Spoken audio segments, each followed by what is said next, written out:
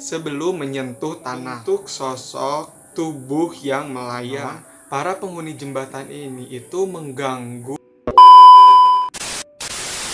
Halo guys, terima kasih sudah klik video ini dan selamat datang di official BBNCR. Berbeda dengan konten-konten aku sebelumnya, di video kali ini aku mau bawakan sebuah cerita mistis yang sudah sangat melegenda, khususnya bagi masyarakat di Kabupaten Sumedang, Jawa Barat. Terkenal sebagai kota yang syarat akan perguruan tingginya, membuat Jatinangor, kota kecil yang ada di Kabupaten Sumedang ini, menjadi salah satu kota idaman bagi para pemuda-pemudi yang hendak melanjutkan pendidikannya di bangku perkuliahan. Bagi kalian yang pernah atau sedang mengenyam masa pendidikan di Jatinangor, tentunya kalian sudah tidak asing lagi dengan sebuah jembatan peninggalan Belanda yang kerap dikait-kaitkan dengan cerita-cerita mistis. Apa sejarah yang menyelimuti jembatan yang berdiri tepat di lahan persawahan warga ini? Lalu apa yang membuat jembatan ini begitu terdengar sangat angker bagi warga masyarakat?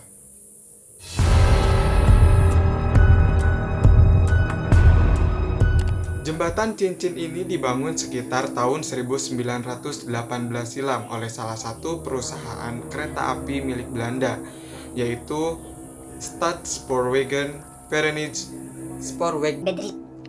Sebelum terkenal dengan nama jembatan cincin, dahulunya masyarakat sekitar perkebunan menyebut rel ini dengan sebutan jembatan kereta api Sigobar. Sigobar ini adalah salah satu kereta yang kerap melewati rel tersebut. Pada awal pembangunannya, jembatan ini difungsikan sebagai lintasan kereta api yang mengangkut hasil bumi berupa komoditas utama di daerah Jatinangor kala itu seperti teh, karet, dan hasil bumi lainnya yang diangkut dari Jatinangor menuju Bandung. Dan rel kereta api di atas jembatan ini resmi beroperasi pada tahun 1921 sampai 1942-an.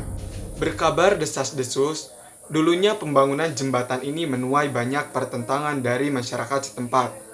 Namun karena kerasnya penjajahan Belanda kala itu membuat masyarakat setempat menjadi ketakutan dan akhirnya menyetujui pembangunan jembatan tersebut dengan catatan tidak mengganggu komplek pemakaman yang berada di bawahnya, tempat Mbah Jamrong dimakamkan. Dan Mbah Jamrong ini adalah tokoh ulama semasa hidupnya di masyarakat setempat. Akhirnya dibangunlah jembatan tersebut sekitar tahun 1918 itu. Namun baru beroperasi pada tahun 1921. Namun semenjak kedatangan penjajahan Jepang pada tahun 1942, rel kereta di atas jembatan ini dibongkar dan dipindahkan ke Banten untuk pembangunan jalur kereta Saketibaya yang kabarnya di daerah tersebut kaya akan batu bara. Tak ayal, hanya pondasi jembatan yang tersisa hingga kini yang masih digunakan warga setempat sebagai akses penghubung antara desa Cikuda dengan desa Cisalada. Kerasnya sistem kerja rodi yang diterapkan Belanda ketika membangun jembatan cincin ini menelan banyak korban jiwa. Sehingga tidak heran jika jembatan cincin ini kerap dihubungkan dengan hal-hal yang berbau mistis. Ditambah lokasi komplek pemakaman yang berada tepat di bawah jembatan tersebut memperkuat urban legend yang telah berkembang di masyarakat. Berikut beberapa kejadian yang sempat menghebohkan masyarakat setempat. Pada suatu malam, seorang mahasiswa yang tidak dijelaskan identitasnya berjalan pulang dari kampus menuju kosannya karena kebetulan kosannya itu berada di desa Cikuda. Berbeda dengan malam-malam biasanya, pada malam itu mahasiswa tersebut merasa sangat merinding, merasa ketakutan ketika hendak melewati jembatan tersebut. Tapi mau tidak mau, karena itu merupakan akses terdekat baginya untuk pulang, maka mahasiswa itu memutuskan untuk tetap lanjut berjalan. Ketika berada di tengah-tengah jembatan, mahasiswa tersebut melihat sesosok wanita yang sedang jongkok dengan menggunakan daster berwarna putih kecoklatan. Sempat merasakan ketakutan, namun akhirnya mahasiswa tersebut tetap melanjutkan langkahnya. Ketika ia tepat berada di samping wanita itu, mahasiswa itu terkejut karena langkah kakinya ditahan oleh sesosok wanita misterius. Sambil menangis, katanya wanita itu menanyakan seseorang yang bernama Kang Darman. Terkejut campur takut, mahasiswa itu berusaha menjawab bahwa dirinya tidak kenal dengan orang yang bernama Kang Darman. Dan dirinya juga tidak tahu keberadaan Kang Darman tersebut. Namun, si wanita itu malah menangis semakin kencang. Setelah melepaskan pegangannya, wanita itu berlari kemudian menjatuhkan dirinya ke bawah jembatan. Mahasiswa yang pandangannya itu tidak terlepas ke wanita tersebut merasa terkaget-kaget karena ketika wanita itu terjatuh langsung menghilang sebelum menyentuh tanah. Si mahasiswa tersebut pun pulanglah ceritanya. Nah, keesokan harinya, si mahasiswa tersebut menceritakan kejadian yang dialaminya semalam kepada warga dan masyarakat sekitar. Dan menurut warga sekitar, bahwa yang dilihatnya semalam itu merupakan sosok Neng Asih. Neng Asih ini merupakan penunggu jembatan yang konon dulunya Neng Asih ini bunuh diri di jembatan tersebut karena tidak dinikahi oleh seorang mandor yang bernama Kang Darman. Padahal Neng Asih ini sedang mengandung anaknya Kang Darman waktu itu.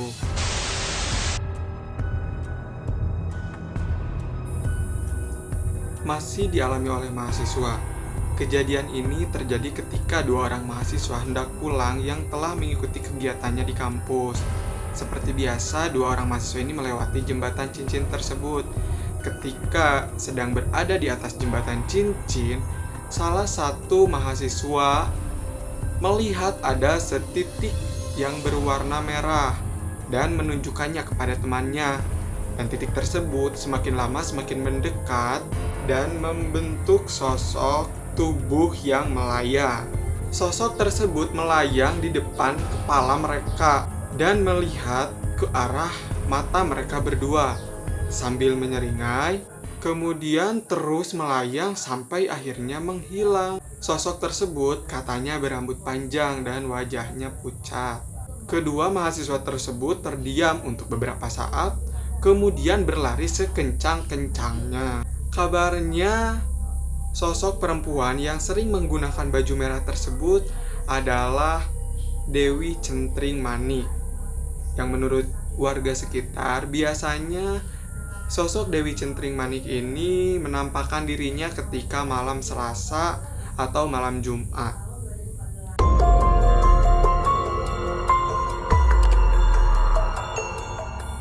Cerita ketiga ini berasal dari mahasiswa juga. Karena wilayahnya yang sangat dekat dengan universitas, membuat wilayah di sekitar jembatan tersebut banyak sekali kos-kosan. Dan tidak jarang para penghuni kos-kosan ini juga mengalami kejadian-kejadian aneh, bahkan sampai melihat makhluk-makhluk halus. Seperti kejadian yang dialami salah satu mahasiswa penghuni kos-kosan yang berada tepat di ujung jembatan cincin ini. Ceritanya pada dini hari dirinya keluar karena kebelet pipis.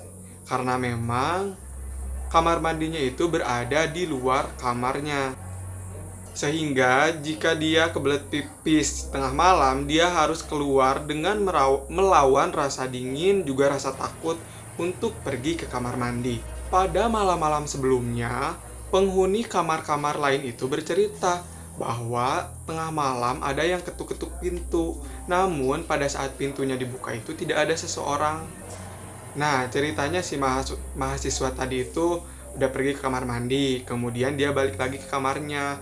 Namun karena penasaran, dirinya menyempatkan melihat-lihat keadaan di lantai 1, karena kebetulan kamarnya itu berada di lantai 2. Dan betapa terkejutnya ketika dia menoleh ke bawah, ternyata di bawah itu terlihat sesosok pocong yang sedang mengetuk-ngetukkan kepalanya kepada tiap-tiap pintu kosan.